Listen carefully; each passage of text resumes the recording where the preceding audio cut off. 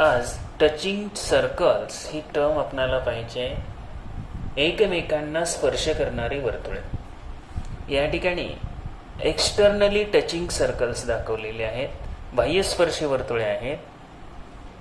X आणि Z ही centre असणारी दोन सर्कल एकमेकांना वाय या बिंदूमध्ये एक्सटर्नली टच करतायत.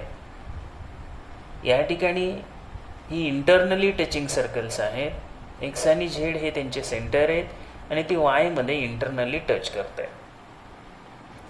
आता टचिंग सर्कल्स कशाला म्हणायचं? Touching circles can be defined as if two circles in the same plane intersect with a line in the plane in only one point, they are said to be touching circles. तर only one point हा शब्द महत्त्वाचा आहे. एकमेकांना ते एकाच बिंदूमध्ये स्पर्श करत असले पाहिजे. And the line is their point common tangent. आणि त्यांची ती जी लाईन आहे, आता जर आपण वर आकृतीत पाहिलं तर ही लाईन ही कॉमन टँजंट आहे. The point common to the circles and the line is called their common point of contact. Common point of contact हा आहे y. या दोन्ही सर्कलच्या मधला हा y हा कॉमन पॉइंट ऑफ कॉन्टॅक्ट आहे.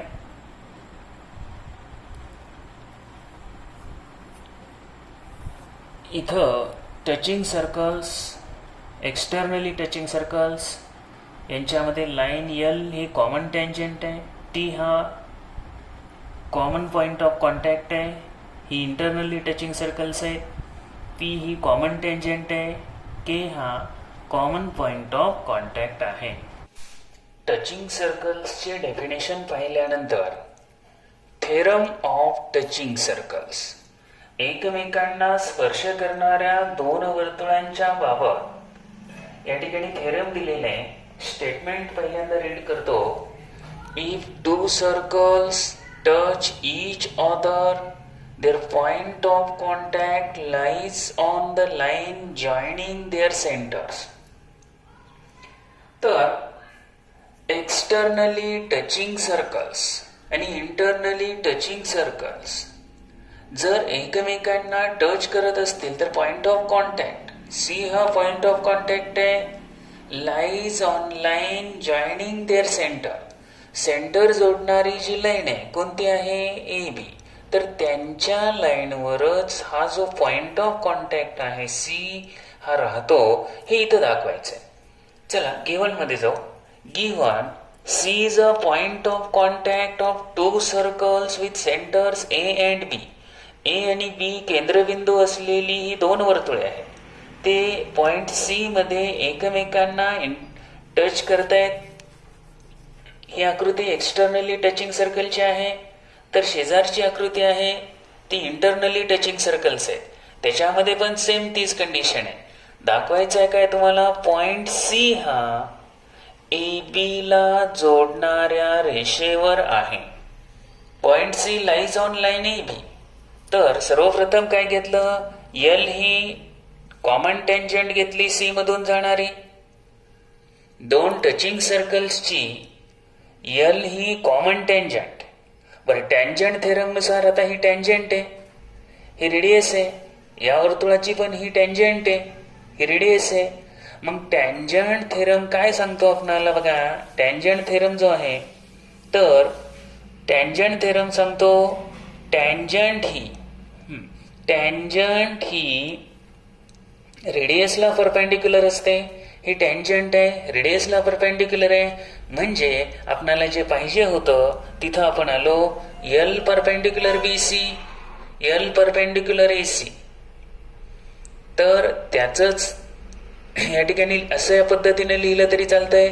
Segment B C perpendicular L, segment A C perpendicular L. आता याच्यातून काय सिद्ध झालं? सी बिंदूतून only one perpendicular line L ही काढली. सी बिंदूतून आता एकच परपेंडिक्युलर लाईन काढली, हे इथं दाखवलं का? तर बी केंद्र असलेल्या वर्तुळाला सुद्धा तीच आली. परपेंडिक्युलर, आणि ए ला पण तीच आली. थोडक्यात त्या ए बी वर जो सी बिंदू आहे त्या सी बिंदूतून एक आणि एकच लाईन परपेंडिक्युलर काढता आली. कोणती लाईन परपेंडिक्युलर आहे? एल. तर हेच इथं दाखवायचं होतं. तर परपेंडिक्युलर लाईन काढता आली म्हणजे तो जो पॉइंट ऑफ कॉन्टॅक्ट आहे तो पॉइंट ऑफ कॉन्टॅक्ट त्या ए बी वर राहतो. याचाच अर्थ point C A B are collinear. आता यांच्यामध्ये जे कोलिनियर पण आहे तर B dash C dash A, B dash C dash A. C हा बिंदू ए व बी च्या बिटवीन आहे म्हणजे पॉइंट ऑफ कॉन्टॅक्ट हा ए बी वर राहतो. हे या ठिकाणी आलं. पॉइंट ऑफ कॉन्टॅक्ट सी हा लाईन ए बी वर आहे. तर या ठिकाणी अत्यंत छोटा असा हा थेरम होता, थेरम ऑफ टचिंग सर्कल्स. आता थेरम ऑफ टचिंग सर्कल्स नंतर त्याच्याशी संबंधित या ठिकाणी 2-3 जे पॉइंट दिलेले आहेत ते फक्त नीट व्यवस्थित वाचा. बॉक्समध्ये दिलेले. Remember this. The point of contact of touching circles lies on the line joining their centres. आत्ता बघितलेला theorem. If the circles touch each other externally. जर बाह्यस्पर्श असतील तर त्यांच्या केंद्रातील अंतर काय म्हटलंय? Distance between their centres is equal to sum of their radii. Third point बघा. Distance between centres of circles touching internally is equal to difference between their radii. तर इंटरनली असतील तर डिफरन्स बिटवीन रेडी, एक्सटर्नली असतील तर सम of their ready. आता practice set 3.2. पहिली 2-3 example ही याच नियमावर, दुसरा आणि तिसरा जो नियम होता त्याच्यावरच आधारित आहे. पहिलं एक्झाम्पल मी वाचतोय. 2 circles having radii 3.5 centimetre and 4.8 centimetre touch each other internally. Find the distance between their centres. Internally आहेत त्यांच्या केंद्रातलं अंतर शोधायचं आहे. या ठिकाणी आकृती काढली तरी चालते, नाही काढली तरी पण काही अडचण नाही. आकृतीची विशेष अशी गरज नाही. 2 जी सर्कल्स आहेत इंटरनली आहेत. काय लिहिलं पहिल्यांदा? ही इंटरनली टचिंग सर्कल्स आहेत. Given bye theorem of touching circles. Touching सर्कलच्या थेरमनुसार पॉइंट ऑफ कॉन्टॅक्ट हा त्यांना जॉईन करणाऱ्या लाईनवर असतो. त्याच्यावरून जो नियम क्रमांक होता आपला तिसरा, distance between centres of internally touching circles. तर इंटरनली टचिंग सर्कल जे आहे त्या इंटरनली टचिंग सर्कल्सच्या नियमानुसार काय आहे? Difference between their radii. म्हणजे त्यांच्या ज्या रेडी आहेत त्याच्यातला डिफरन्स. एकाची मोठ्या त्रिज्येतून लहान त्रिज्या मायनस करा. 4.8 मायनस 3.5 1.3 सेंटीमीटर. एकदम सोपं आहे. परीक्षेला हमखास विचारली जाणारी ही गणित आहे. आता एक्झाम्पल नंबर 2 रीड करतोय. 2 circles of radii 5.5 centimetre and 4.2 centimetre touch each other externally. आता externally find distance between their centre. त्यांच्या केंद्रातलं अंतर काढायचं. पहिल्यांदा लिहिलं की हे एक्सटर्नली टच करतायत. पुन्हा theorem of touching circles. Point of contact हा त्यांना जोडणाऱ्या सेंटर, त्यांच्या सेंटरला जोडणाऱ्या लाईनवर राहतो. Theorem of touching circles. आता त्यांच्या सेंटर मधलं अंतर एक्सटर्नली आहेत ना, आणि मग एक्सटर्नलीला काय आहे? सम ऑफ देअर रेडी. फक्त रेडींच्या किमती भरा. इथं R1 प्लस R2 घेतलं तरी चालतं आणि यांची सम करून घ्या. 5.5 प्लस 4.2 9.7 आलं. त्यांच्या सेंटर मधलं डिस्टन्स 9.7 सेंटीमीटर. युनिट लिहिणं महत्वाचं आहे. निश्चित लक्षात आलं असेल की गणित अतिशय सोपी आहेत. फक्त एक्सटर्नली का इंटरनली हा पॉइंट इथं ध्यानात घ्या, अन्यथा परत मोठी अडचण होईल. सोप्या प्रश्नामध्ये मार्क जाऊ शकतील, पण लक्ष थोडंसं दिलं की ही अडचण येणार नाही. प्रश्न क्रमांक 3 कडे जाताना पहिले 2 सोडवलेले असल्यामुळं थर्डला काही अडचणच नाही. थर्ड क्वेश्चन आहे, if radius of 2 circles are 4 centimetre and 2.8 centimetre, draw figure of these circles touching each other externally, internally. आता मागे आपण डायग्राम फिगर काढल्या नव्हत्या, काढा. आणखी उदाहरण चांगलं होईल, चांगलं दिसेल. आकृती ही कधीही ती उदाहरणाला पाहिजे. इथं फक्त फिगर काढायचे. एक्सटर्नली टचिंग सर्कल्स, एकाची त्रिज्या 4 सेंटीमीटर आहे, दुसऱ्याची 2.8 सेंटीमीटर आहे. हे एक्सटर्नली टचिंग सर्कल. आता इथं दोघांच्या सेंटर मधलं डिस्टन्स विचारलंय का? नाही. पण आपल्याला काढायचं असेल तर काय म्हणणार?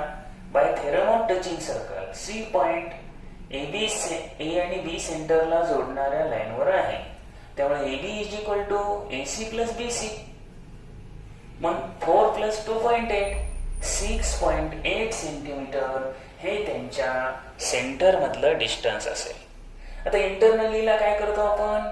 डिफरन्स बिटवीन देअर रेडी आहे असंच जायचं. या ठिकाणी 4 मधून 2.8 मायनस करा, 1.2 सेंटीमीटर. तर 3 गणितानंतर चौथं गणित बघायचंय. चौथं गणित वेगळं आहे. तर पहिल्यांदा बघा, फिगर दिलेली आहे. इथं व्हाईट बोर्डवर फिगर तुम्हाला दिसत असेल. टेक्स्ट बुक मध्ये जर आपण बघितलं तरी त्या ठिकाणी आणखी क्लिअर कळेल. Circles with centres P and Q touch each other at point R. A line passing through R meets the circles at point A and B respectively. Prove that segment AP parallel segment BQ, triangle APR, similar triangle RQB, find angle RQB, E angle PAR is equal to 35. Figure मध्ये चला. P आणि Q centre असलेली 2 circle एकमेकांना point R मध्ये touch करतायत, externally touching आहेत. त्या point R मधून एक लाईन अशी काढली की जी P केंद्र असलेल्या सर्कलला A मध्ये आणि Q असलेल्या सर्कलला B मध्ये टच करते. हे जोडून घ्या, ट्रायंगल तयार करा. आता काय दाखवायचंय? AP आणि BQ पॅरलल, AP आणि BQ पॅरलल. आता पॅरलल दाखवण्यासाठी अगोदर आपणाला P dash R dash Q दाखवायला पाहिजे. AB ही लाईन आहे, पण PQ ही आहे हे दाखवलं नाही, म्हणून P dash R dash Q दाखवू. एक्सटर्नली टचिंग सर्कल्स आहे. थेरम ऑफ टचिंग सर्कल्स नुसार पॉइंट R हा P आणि Q सेंटर जोडणाऱ्या लाईनवर राहतो, म्हणजे P dash R dash Q, right. तर पॉइंट ऑफ कॉन्टॅक्ट हा सेंटरला जोडणाऱ्या लाईनवर दाखवला, P dash R dash Q. पहिलं हे काम करायचं. आता पॅरलल दाखवायचं असेल तर एक तर करस्पॉन्डिंग अँगल किंवा अल्टरनेट अँगल कॉन्ग्रुएंट दाखवा, किंवा जर इंटेरियर अँगलचा विषय असेल तर त्याच्याबाबत मात्र सप्लिमेंटरी दाखवलं पाहिजे. या ठिकाणी बघा, आकृतीचं ऑब्झर्वेशन केलं की लक्षात येतं कसले अँगल आहेत हे? अल्टरनेटली. झालं. आपल्याला एक गोष्ट महत्वाची समजली, या 2 लाईन जर पॅरलल दाखवायचे AP आणि BQ, तर हे अल्टरनेट अँगल कॉन्ग्रुएंट दाखवू. पॅरलल दाखवण्यासाठी हे अल्टरनेट अँगल कॉन्ग्रुएंट दाखवा. अत्यंत सोपा भाग आहे, किंवा हे घेतले तरी चालते, P आणि Q. बर, आपल्याला हे सोपं आहे. A आणि B सोपं आहे. कसं जायचं? तर पहिल्यांदा जेव्हा एन ट्रायंगल PAR या ट्रायंगल मध्ये AP आणि PR radius of the same circle, P केंद्र असलेल्या वर्तुळाच्या या त्रिज्या PRA आणि PAR हे या बाजू समोरचे कोन एकरूप दाखवले. Angles opposite two congruent sides म्हटलं, त्या ठिकाणी तुम्ही आयसोसेल्स ट्रायंगल थेरम म्हटलं तरीही चालतंय. तर पाया लगतचे कोण एकरूप दाखवले त्याला नंबर 1 दिला. परत जावा दुसऱ्या त्रिकोणामध्ये, ट्रायंगल QRB. सेम प्रोसेस करा. ट्रायंगल QRB मध्ये QR आणि QB या आहेत रॅडी ऑफ सेम सर्कल. पुन्हा आयसोसेल ट्रायंगल थेरम वापरा किंवा angles opposite two congruent side म्हणा. QRच्या समोर आकृतीत सुद्धा न बघता आपल्याला ठरवता येतं. QRB आहे म्हटल्यानंतर QRच्या समोर मध्ये अक्षर फक्त टाकायचं B. Angle QBR. QBच्या मध्ये काय टाकणार R. तर QRच्या समोरचा अँगल QBR, QBच्या समोरचा अँगल QRB. याला नंबर 2 द्या. बाट इथं या आकृतीमध्ये अँगल PRA आणि BRQ. तर PRA आणि BRQ 1 आणि 2च्या, 1च्या डाव्या बाजूला 2च्या उजव्या बाजूला आहे.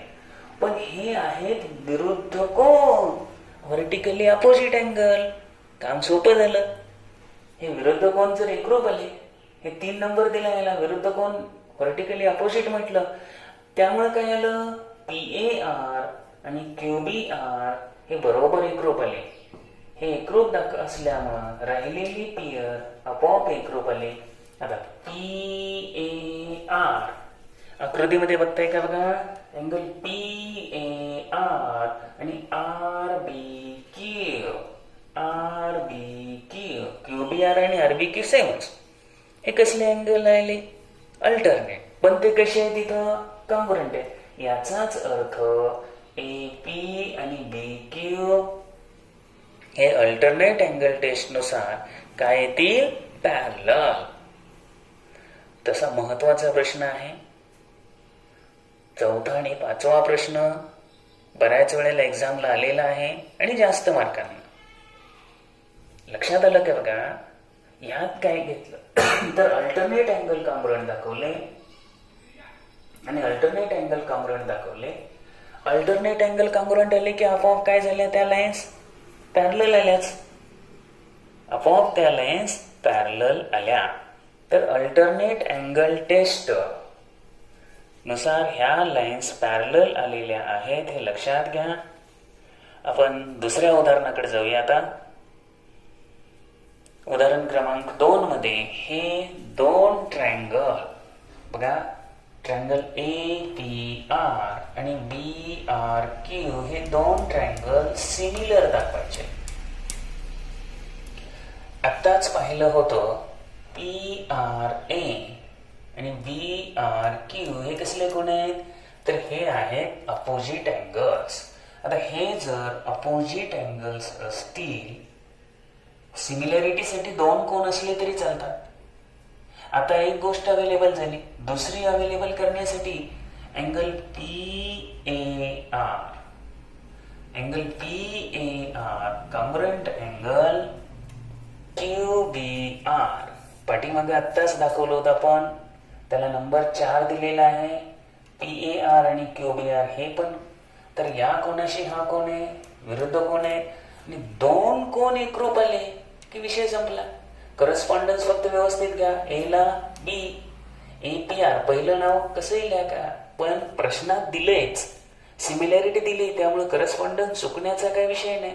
APR similar triangle RQB. A ला B, त्यानंतर P ला Q, R ला R, RQB. हा जो ट्रायंगल आता इथं सिमिलर दाखवलेला आहे APR. A ला आपण तिथं करस्पॉन्डन्स मात्र आपणाला परत घ्यावा लागेल, कारण A ला आपण काय घेतलंय B.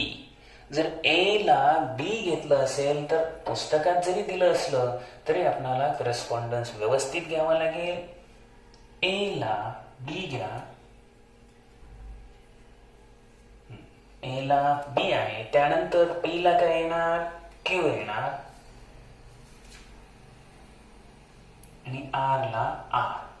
जरी आपल्या पुस्तकामध्ये दिलं असेल त्यांनी काय म्हटले, APR सिमिलर BQR. पण इथं करस्पॉन्डन्स तसं नाही आहेत ना, कारण A ला B, A ला B, P ला Q, P ला Q आणि R ला R हा करस्पॉन्डन्स येतोय. हे लक्षात घ्या. सुरुवातीला करस्पॉन्डन्सची गरज नसते, इथं करस्पॉन्डन्स पाहिजे. AA सिमिलॅरिटी टेस्टनुसार हे दोन ट्रायंगल सिमिलर आले. प्रश्न क्रमांक 4 तिसरा काय म्हटलंय बघा आता, अँगल RQB काढायचा आहे. RQB कसा काढायचा आहे, त्यासाठी PAR दिलाय. हा कोण दिलाय, किती दिलाय, हा 35 दिलाय. तर 35 डिग्री हा कोण दिलेले. सर्वप्रथम 4 नंबरच्या समीकरणात आपण काय दाखवलं होतं, A आणि B हे कोण एकरूप आहे. A आणि B, PAR QBR. समजा एवढंच गणित विचारलं तर पुन्हा करावं लागेल. ते PAR आणि QBR हे कोण एकरूप आहे फ्रॉम. पण PAR 35 असेल तर QBR सुद्धा काय आला, 35 आला. या ट्रायंगल मध्ये B कोण मिळाला, B कोण किती आला, 35. जर B कोण 35 मिळाला, परत या ट्रायंगल मध्ये आयसोसेल ट्रायंगल थेरम वापरा. आयसोसेल ट्रायंगल थेरम नुसार इथं काय दिलेलं आहे बघा, QR आणि QB समान आहे. QR आणि QB समान आहेत कारण काय, ready of the same circle. एकाच वर्तुळाच्या ज्या त्रिज्या आहेत त्या एकरूप असतील तर त्या त्रिज्या समोरील जे कोण आहे, QRच्या समोरचा कोण QBR, QBच्या समोरचा कोण QRB, हे दोन्ही पण कितीचे झाले आयसोसेल्स नुसार 35 झाले. आयसोसेल्स म्हणा किंवा angles opposite to side, congruent side म्हटलं तरी चालतंय. बरं, हे दोन 35 झालं, उत्तरच आलं ना. QRB मध्ये QBR हा B कोण, QRB R कोण, दोन्ही 35 दिले. थर्ड RQB हा तर काढायचा आहे. 35 अधिक 35 70, 70 अधिक RQB, या ठिकाणी बेरीज 180 आहे.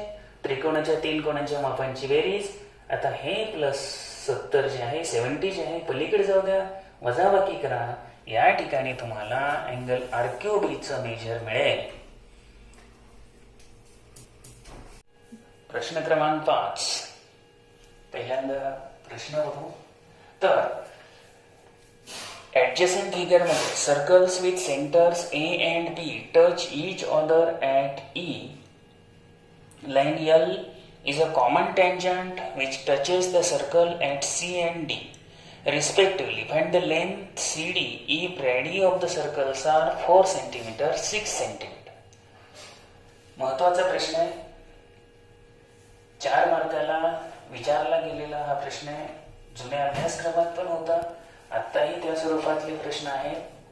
तर बघा, सीडीची लांबी काढायची.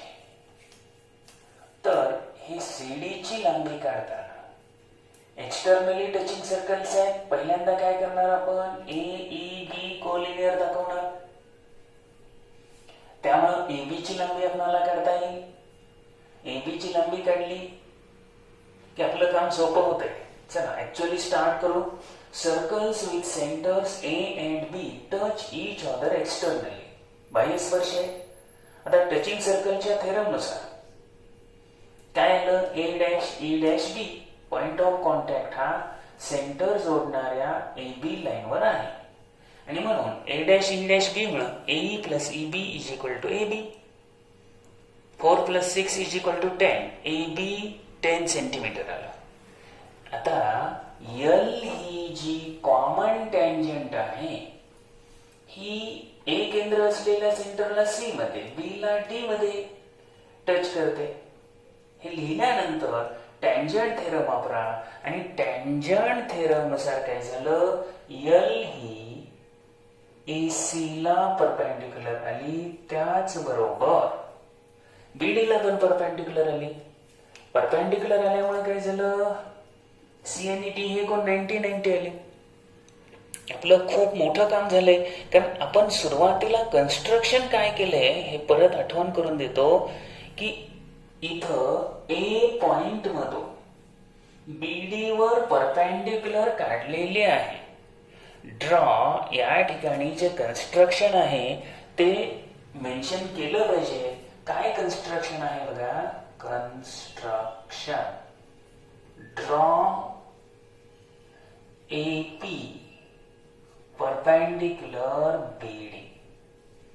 आता एपी परपेंडिक्युलर बीडी असल्यामुळं एपी परपेंडिक्युलर बीडी असल्यामुळं इथं काय झालं की तो कोण 90 आला. कोणता 90 आला, कोण पी कोण 90 आला. आता सी 90 आहे, डी 90 आहे, एपीडी कोण 90 आहे. या कन्स्ट्रक्शन मुळे 3 कोण 90 आले. चौथा कोण आपोआपच 90 असतोच, थेरम पण आहे तसा. 3 कोण 90 असतील तरी तो रेक्टँगल घेता येतो, कारण फोर्थ अँगल आपोआप 90 राहतो. क्वाड्रिलॅटरल एपीडीसी हा रेक्टँगल दाखवा. एपीडीसी हा रेक्टँगल दाखवला. रेक्टँगल दाखवला त्यामुळे काय झालं, एसी आणि पीडी सेम. एसी किती आहे, 4 आहे. पीडी किती येणार, 4 येणार. त्याचबरोबर पुढे लागणार आहे ते एपी आणि सीडी सेम आहे. इथं एसी वरून पीडी काढलं किती आलं, 4 आलं. पण हे बीडी किती आहे आपल्याकडं, 6 आहे. मग 6 मधून 4 वजा करा, पीबी निघालं. पीबी 2 निघालं, एबी 10 आहे आणि एपी काढायचं. मग पायथागोरसनं एपी निघालं की तेव्हा तिथं AP is equal to CD. आणि म्हणून काय सांगितलं, इथं जे तुम्ही एपी काढणार आहे ते पुढं उपयोगाला आहे. चला गणितामध्ये येऊया प्रत्यक्ष. एपीडीसी हा रेक्टँगल दाखवला, अपोजिट साइड दोन्ही पण कॉन्ग्रुएंट घ्या. त्या ठिकाणी AC is equal to PD बरोबर 4 सेंटीमीटर. अपोजिट साइड्स कॉन्ग्रुएंट आल्यामुळं त्याचबरोबर आपणाला AP is equal to CD लागणारच आहे. आता पीबी हे जे अंतर आहे B dash P dash D मुळे पीबी बरोबर काय, 6 तून 4 गेले 2. आकृतीमध्ये आपण बघितलं होतं. बीडी ही radius of circle with centre B. या 6 मधून 4 गेले 2 सेंटीमीटर आलं पीबी. आणि मग आता पायथागोरस एपीबी या ट्रायंगल मध्ये वापरा. आता इथं काही जणांचं कन्फ्युज होईल, बी कोण 90 समजतील. बी 90 नाही, ई 90 आहे. त्यामुळे एपीबी या त्रिकोणाचा हायपोटेनस कोणता आला, एबी.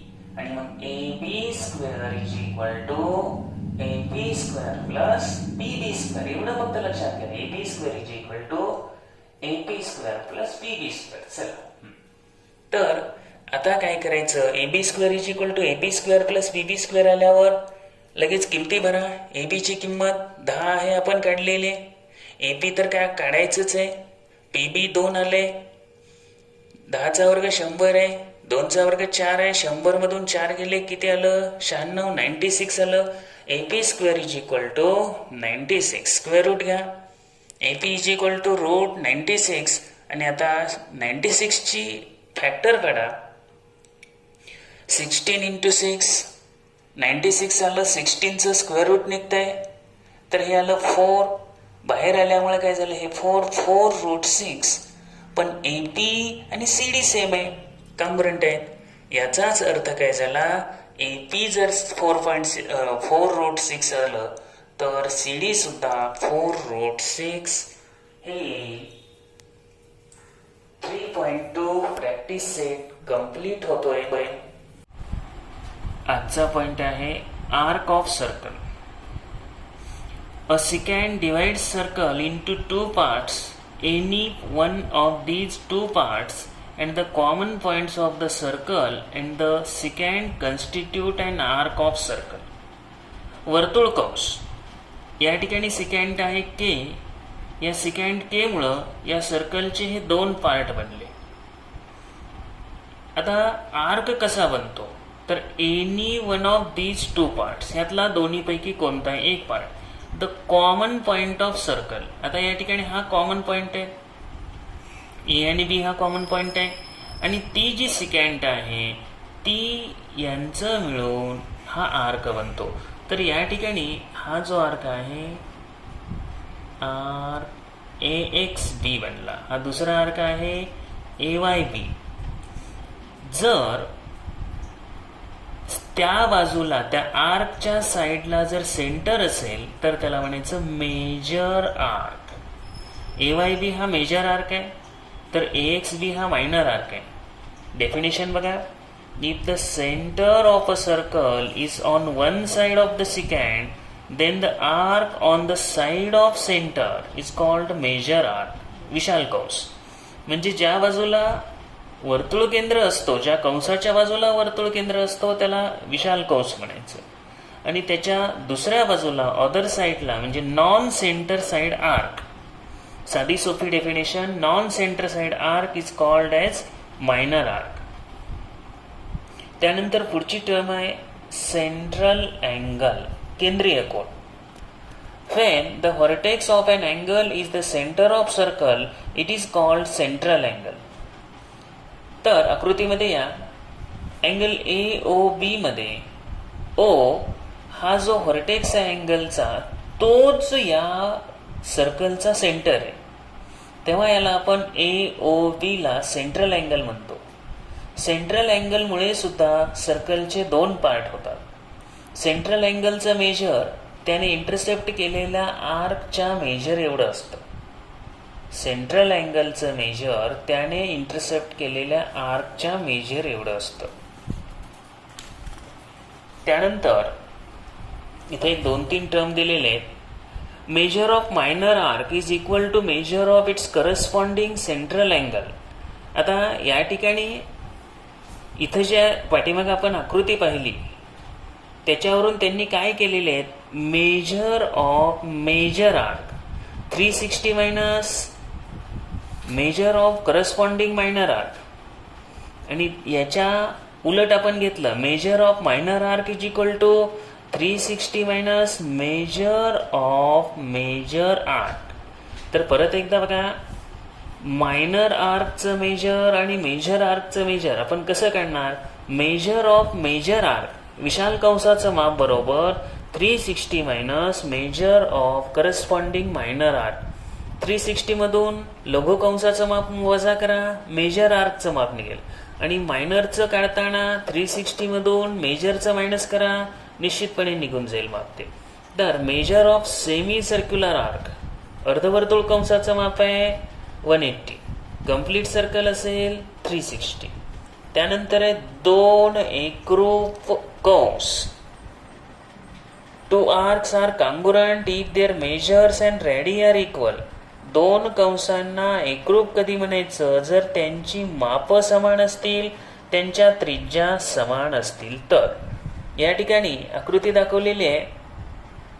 इथं बघा, हा 70 डिग्री आहे आणि यांच्या रॅडी सेम आहे. तर आर्क GF आर्क D हे कॉन्ग्रुएंट आहे, कारण मेजर ऑफ आर्क सेम आहे आणि रॅडी सेम आहे. 2 आर्क कॉन्ग्रुएंट कधी म्हणायचं, त्यांची माप समान असून त्यांच्या रॅडी समान असतील तर. त्यानंतर पुढं property of sum of measures of arcs. या ठिकाणी वर्तुळावरच्या ABCDE या बिंदूमुळे जे कंस आपल्याला मिळत आहेत, आर्क मिळत आहेत, AB, BC, CD, DE आणि AE, या सर्व कंसांच्या मापांची बेरीज 360 असेल, कारण वर्तुळाचं जे मेजर असेल तर ते 360 असेल. कॉन्ग्रुएंट कॉर्ड्स संदर्भात आणि कॉन्ग्रुएंट आर्क संदर्भात असलेले जे 2 थेरम आहेत ते आज आपण पाहणार आहोत. पहिला थेरम आहे, the chords corresponding to congruent arcs of a circle in bracket or congruent circles, म्हणजे एका वर्तुळामध्ये किंवा एकरूप वर्तुळांमध्ये आर कॉन्ग्रुएंट. थेरमचा अर्थ पहिल्यांदा नीट समजून घ्या. The chords corresponding to congruent arcs, एकरूप कंसांशी संबंधित असलेल्या जीवा. Chords corresponding to congruent arcs of a circle are congruent. एकरूप कंसांशी संबंधित जीवा या एकरूप असतात हे दाखवायचं आहे.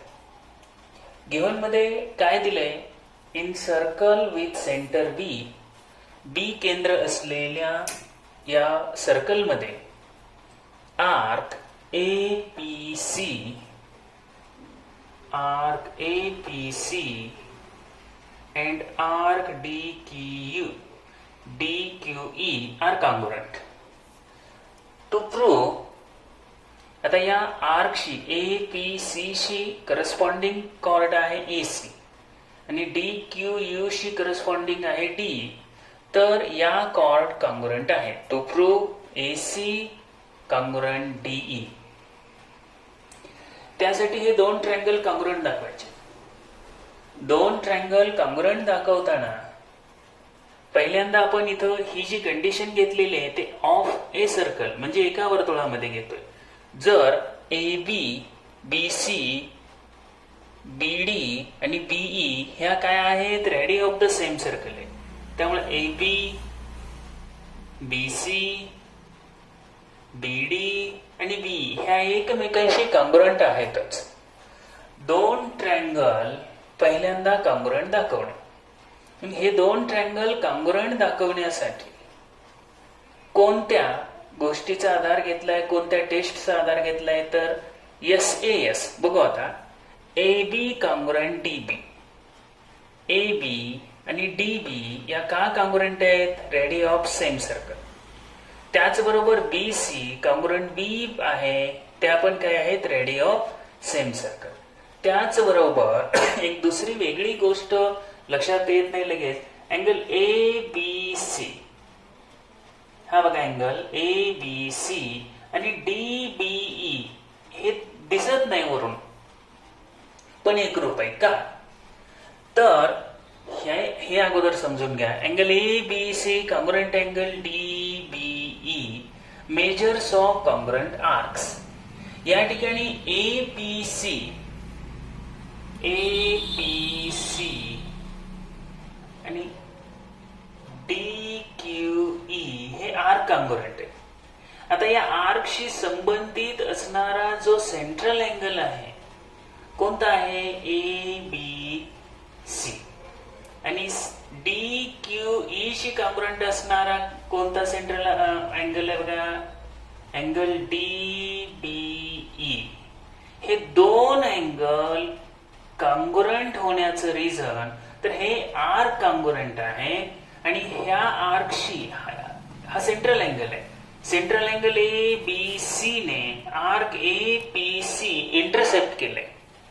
त्यामुळं हा जर आर्क कॉन्ग्रुएंट असेल तर त्याच्याशी संबंधित असणारे हे जे सेंट्रल अँगल आहे हे सुद्धा कॉन्ग्रुएंट असणार. फक्त एवढाच वेगळा थोडासा पॉइंट आहे, angle ABC congruent DBE.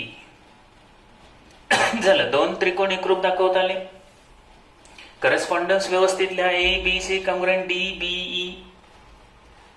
SAS congruency test, दोन बाजूंच्या मध्ये कोण आहे, या दोन बाजूंच्या मध्ये कोण आहेत, AB आणि BC च्या मध्ये B हा कोण आहे, BD आणि BE च्या मध्ये B हा कोण आहे. त्यामुळे SAS. आता आपल्या पुस्तकामध्ये हे हा कोण आहे तो खाली दिलेला आहे, हे मध्ये लिहिला तर आणखी व्यवस्थित वाटतं. SAS अशी व्यवस्थित टेस्ट दिसते. बर, यानंतर काय घेतलं, हे दोन त्रिकोण एकरूप दाखवले. एकरूप दाखवून त्यांच्या corresponding sides AC congruent D. आपल्याला हेच दाखवायचं आहे, chord AC congruent chord D आणि therefore statement the chords corresponding to congruent arcs of a circle are congruent.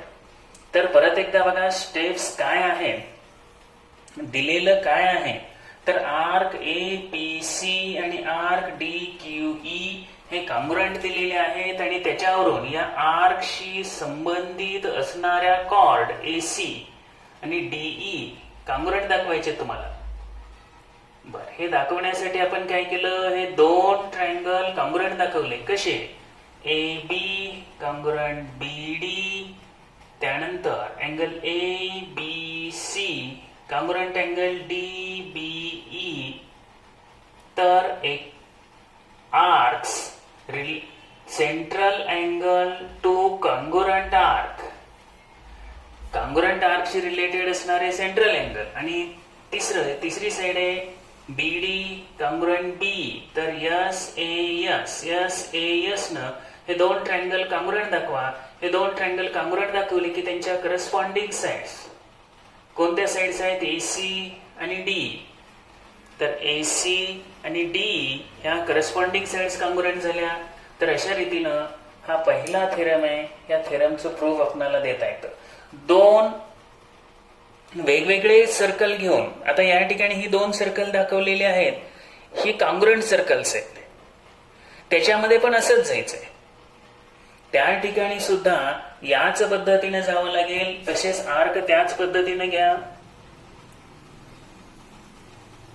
Central angle B आणि P हा एकरूप येईल. सेम त्याच पद्धतीनं दोन ट्रायंगल SAS ने कॉन्ग्रुएंट दाखवा आणि त्याच्या करस्पॉन्डिंग साइड्स, म्हणजे सेम तीच मेथड. परीक्षेला असं सुद्धा येऊ शकतं. चला दुसरा थेरम. पहिल्या थेरमचा कॉन्व्हर्स आहे. आता याच्यात काय दिलंय? Corresponding arcs of congruent chords. म्हणजे आता कॉन्ग्रुएंट कॉर्ड दिले आणि त्या कॉर्डशी संबंधित आर्क एकरूप दाखवायचे. कॉन्व्हर्स आहे त्याचा.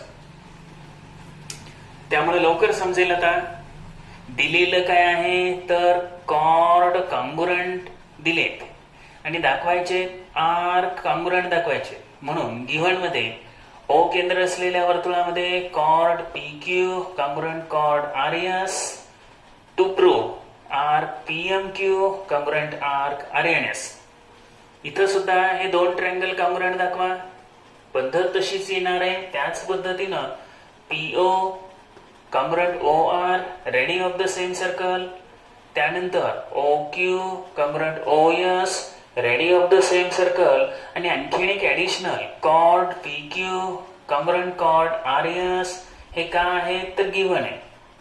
झालं. Yes yes yes. एका त्रिकोणाच्या तीन बाजू दुसऱ्या त्रिकोणाच्या तीन बाजूशी एकरूप आहेत आणि त्यामुळं हे दोन triangle POQ congruent triangle ROS SSS टेस्टनं कॉन्ग्रुएंट आले.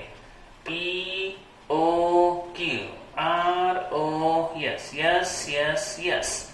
Side side side. एका त्रिकोणाच्या तीन बाजू दुसऱ्या त्रिकोणाच्या तीन बाजूशी कॉन्ग्रुएंट दाखवल्या.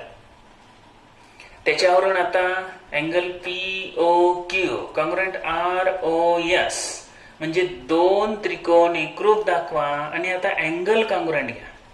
पाठीमागच्या थेरम मध्ये आपण साइड्स घेतल्या होत्या, कॉर्ड घेतल्या होत्या. आता अँगल कॉन्ग्रुएंट घ्या. Central angle POQ congruent ROS corresponding angle of congruent triangle. पण POQ ने इंटरसेप्ट केलेला जो आर्क आहे, POQ हा सेंट्रल अँगल आहे, त्याने इंटरसेप्ट कुठला आर्क केलाय? PMQ. ROS ने काय? RNS हा इंटरसेप्ट केलाय.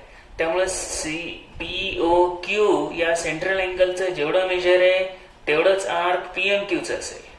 ROS या सेंट्रल अँगलचं जेवढं मेजर आहे तेवढंच असेल RNSचं असेल. Central angle property. आता इथं काय झालं बघा.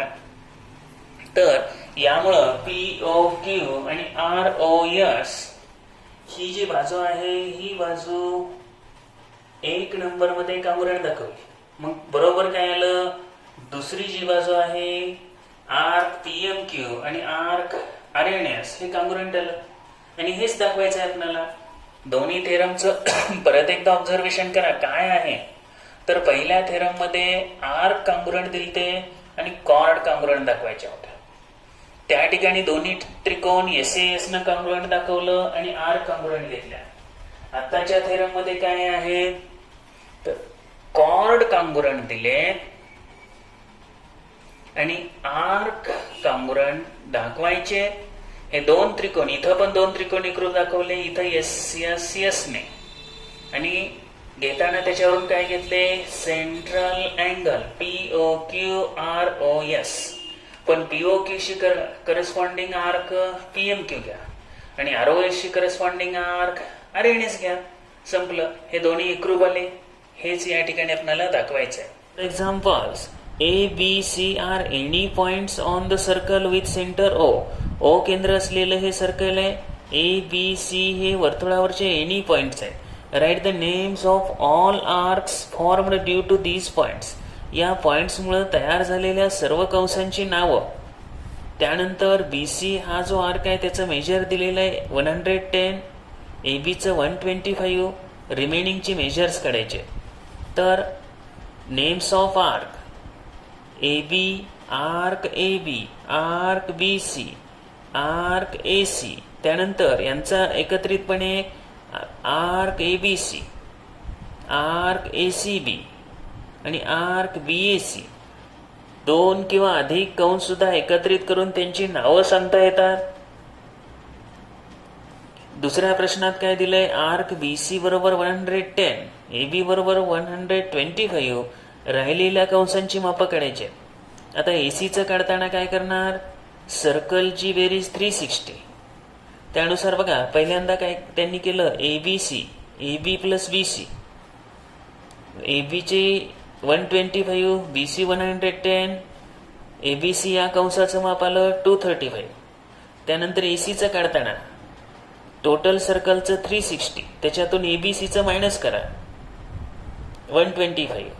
आता ए सी बीचं माप काढताना ए सीचं काढून घ्या, त्यात बी सी मिळवा. तर ए सी बीचं या ठिकाणी त्यांनी काय केलं, 360 मायनस 125 म्हणजे पूर्ण याच्यामधून ए बीचं माप वजा केलं. ए बीचं माप काय आहे आपल्याला 125, ते मायनस केलं की काय आलं, ए सी बीचं मेजर आलं 235. त्यानंतर बी ए सी, आर्क बी ए सी, 360तनं फक्त बी सी मायनस करा. तुम्हाला 360मधून 110 गेलं 250. बी ए सी आर्कचं मेजर. आता solved example number 2. In the figure, rectangle PQRS. PQRS is inscribed in a circle. सर्कलमध्ये हा इन्स्क्राइब्ड आहे.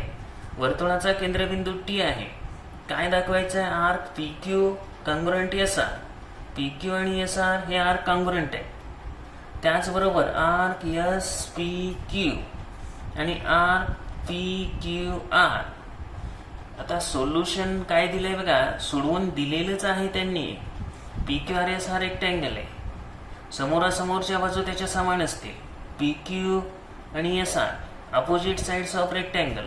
मग पी क्यूशी रिलेटेड असणारा करस्पॉन्डिंग असणारा arc P Q, cord S आरशी करस्पॉन्डिंग आर्क एस आर. तर हा जो आर्क आहे पी क्यू आणि एस आर हे दोन आर्क आपण कॉन्ग्रुएंट कसे दाखवले, तर rectangle P Q R S घेतला. पी क्यू आर एस रेक्टँगलमुळं त्याच्या समोरासमोरच्या बाजू पी क्यू आणि एस आर या कॉन्ग्रुएंट आल्या. बरं, या कॉर्ड कॉन्ग्रुएंट असतील तर त्यांच्याशी करस्पॉन्डिंग आर्क हे कॉन्ग्रुएंट येणार. हा पहिला झाला, पी क्यू आणि एस आर आर्क कॉन्ग्रुएंट दाखवले. दुसरं S P Q, S P Q, S P Q हा आर्क आणि P Q R, P Q R. P S आणि क्यू आर या कॉर्ड कॉन्ग्रुएंट आहेत. रेक्टँगलच्या अपोजिट साइड्स आहेत ह्या कॉन्ग्रुएंट आहेत. त्यामुळे त्याच्याशी रिलेटेड आर्क बघा, पी एस आणि क्यू आर कॉन्ग्रुएंट आले. Arc P S, arc Q R हे कॉन्ग्रुएंट आल्यानंतर त्याच्यामध्ये फक्त काय केलं, दोघांमध्ये पण आर्क पी एस मध्ये आर्क पी क्यू ॲड केला, आर्क क्यू आर मध्ये पी क्यू ॲड केला. दोन्ही बाजूला समान पी क्यू ॲड केलं आणि बेरीज केली. S P plus P Q, S P Q. त्यानंतर P Q plus Q R, P Q R झालं. एस पी क्यू आणि पी क्यू आर हे आर्क कॉन्ग्रुएंट आले. रेक्टँगल घेतला, अपोजिट साइड्स कॉन्ग्रुएंट घेतल्या, त्यामुळं त्याच्याशी करस्पॉन्डिंग आर्क कॉन्ग्रुएंट आले. परत ह्या ठिकाणी ह्या पी एस आणि क्यू आर समोरासमोरच्या बाजू कॉन्ग्रुएंट घेतल्या, त्याच्याशी रिलेटेड पी एस आणि क्यू आर हे आर्क कॉन्ग्रुएंट आले. आता याच्यामध्ये फक्त ॲड काय केलं आपण, आर्क पी क्यू. त्यामुळं काय मिळालं, आर्क एस पी क्यू आणि आर्क पी क्यू आर. आता रिमेंबर दिस, हे पॉईंट लक्षात ठेवायचे. An angle whose vertex is the center of circle is called central angle. केंद्रीय कोनाची डेफिनेशन आहे, जेव्हा कोनाचा व्हर्टेक्स हा वर्तुळाचा केंद्रबिंदू असतो तेव्हा त्याला आपण सेंट्रल अँगल म्हणतो. Definition of measure of arc. Measure of minor arc is the measure of its central angle. Minor आर्कचं मेजर हे सेंट्रल अँगलचं असेल. मेजर ऑफ मेजर आर्क हे सगळं बघितलेलं आहे आपण.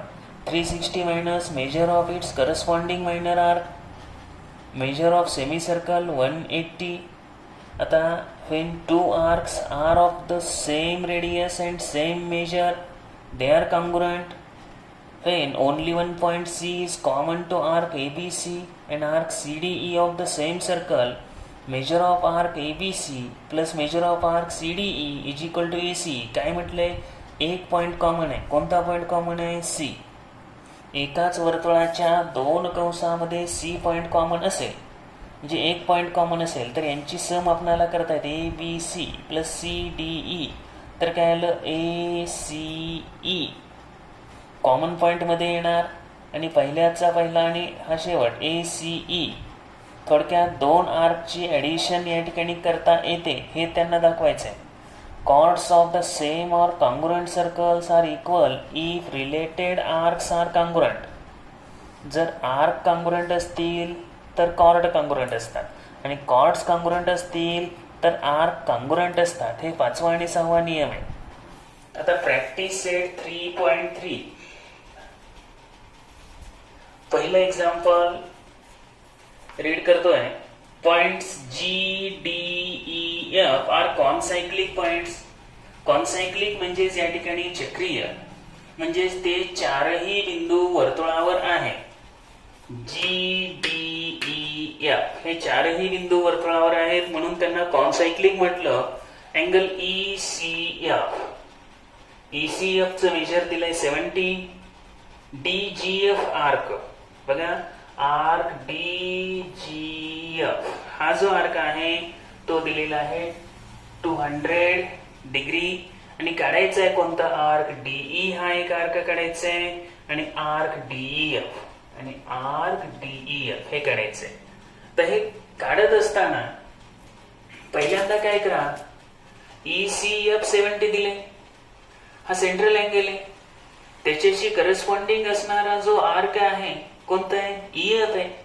म्हणजे सेंट्रल अँगल प्रॉपर्टीनुसार arc EF is equal to angle ECF झालं. पहिला हा आर्क EF किती आला? 70 आला. मग या पुढं जाताना आता काय, आर्क EF आपणाला दिलाय, काढायचंय तुम्हाला कुठला आर्क? DE काढायचंय. मग DE काढताना पूर्ण वर्तुळ घ्या. या पूर्ण वर्तुळाचं मेजर असणार आहे 360. मग arc DE plus arc EF plus arc DGF. वर्तुळाची कशी घेतली बघा. मग arc DE plus arc EF plus arc DGF. 360 बेरीज झाली. DE ला DE आहे असेल, EF 70 आहे, इथं दाखवलेलं EF 70. DGF हे गिव्हन आहे 200 इज इक्वल टू 360. बेरीज करून घ्या. 270 जे आहे हे 270 आता पलीकडे जाऊ द्या, मायनस झालं. 360 मायनस 270 90. तर हे आर्क DE चं मेजर आलं. आर्क DE किती मिळालं आपल्याला? 90. एक भाग झाला. त्याचबरोबर आर्क DEF आता DEF ही दोन आर्कची सम आहे. कोणत्या? Arc DEF is equal to arc DE plus arc EF. DE plus EF त्याला रिझन द्या, आर्क ऍडिशन प्रॉपर्टी, आणि या प्रॉपर्टीनुसार यांची ऍडिशन होणार आहे DEF. DE चं मेजर 90 या ठिकाणी शोधलंय, आणि EF 70 सुरुवातीला शोधलंय. दोघांची बेरीज करा. आर्क DEF आलं 160. तर दोन्ही छोटे छोटे जे त्यात सब क्वेश्चन्स होते, दोन्हीची उत्तर आपण शोधलेले आहेत. दुसरं उदाहरण,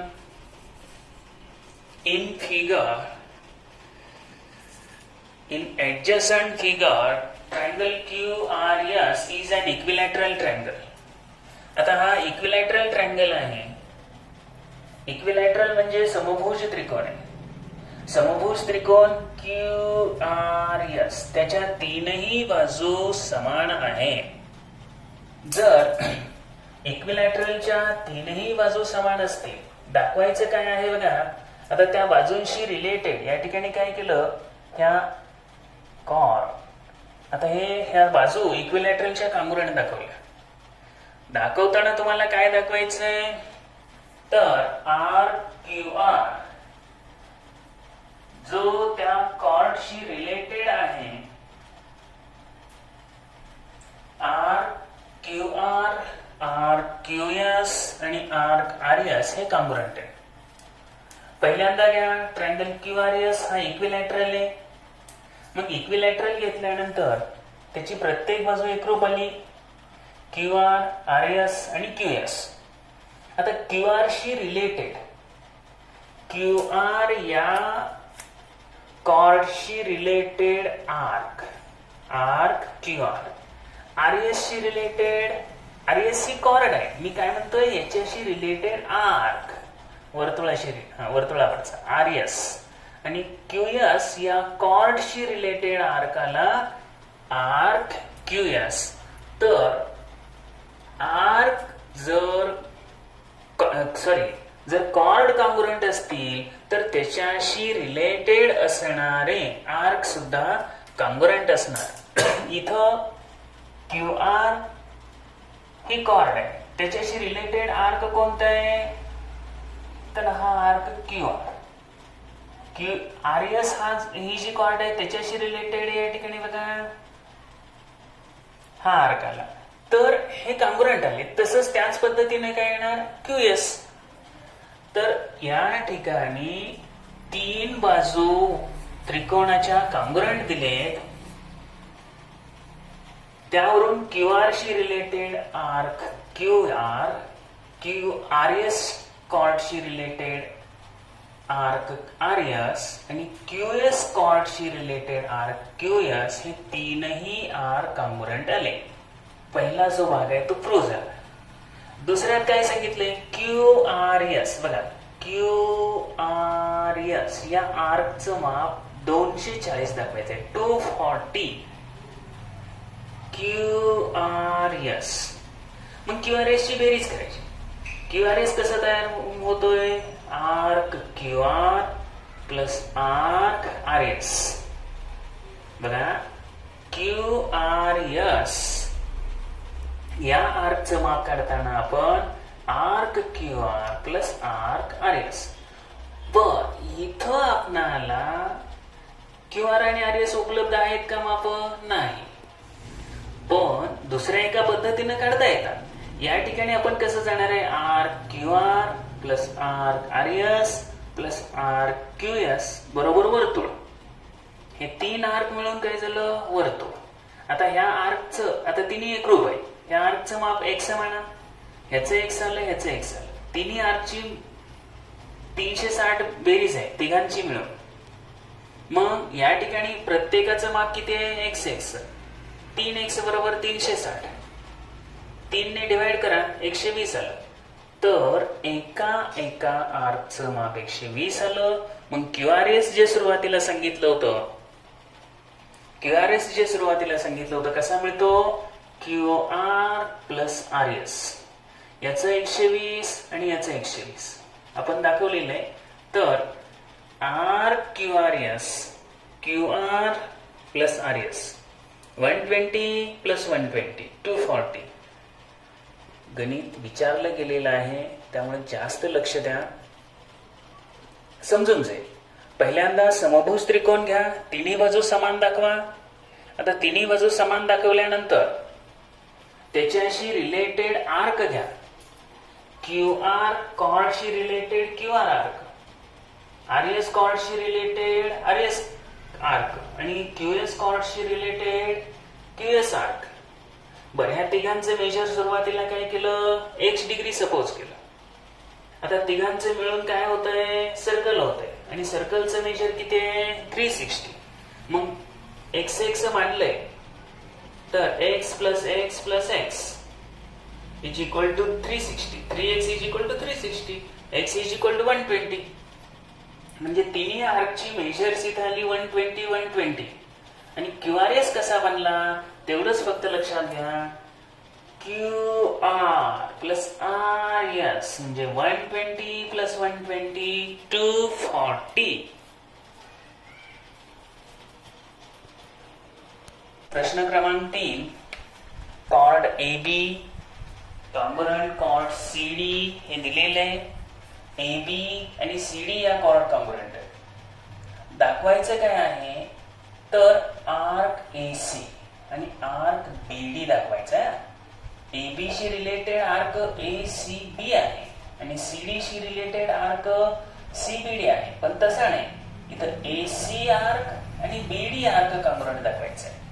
परत एकदा दिली काय माहिती chord AB component chord CD आणि दाखवायचंय arc AC component arc BD. तर पहिल्यांदा दिलेली माहिती chord AB component chord CD. AB आणि CD या chord component. Arcs corresponding to component chords are component. Arc आता AB या कॉर्डशी करस्पॉन्डिंग आर्क कोणता असेल ACB. तर CD कॉर्डशी करस्पॉन्डिंग आर्क असेल CBD. तर हे या कॉर्ड कॉम्पोनंट आहेत म्हणजे हे आर्क कॉम्पोनंट आहे. आता फोड करा ACB ची फोड. Arc AC plus arc BC. त्यानंतर CBD ची फोड. आर्क BC म्हणा नाही तर CB म्हणा plus BD. ACB is equal to arc AC plus arc BC. CBD is equal to arc BC plus BD. हे कॉम्पोनंट आहे त्यामुळे हे यांच्या उजव्या बाजू एकमेकांच्या समोरल्या बरोबर चिन्ह टाकून आता इथं काय होणार आहे तर BC ला BC कॅन्सल होणार. BC ला BC कॅन्सल झालं. काय राहिलं तर आर्क AC आणि आर्क BD हेच आपल्याला दाखवायचं आहे. Arc AC component arc BD. तर दोन कॉर्ड कॉम्पोनंट आहेत त्यांच्याशी करस्पॉन्डिंग आर्क घ्या ACB आणि CBD. त्यांच्या फोड करा AC प्लस BC आणि दुसऱ्याची BC प्लस BD. दोघात BC येते कॅन्सल करा. राहिलेला जो आर्क आहे तो कॉम्पोनंट असेल.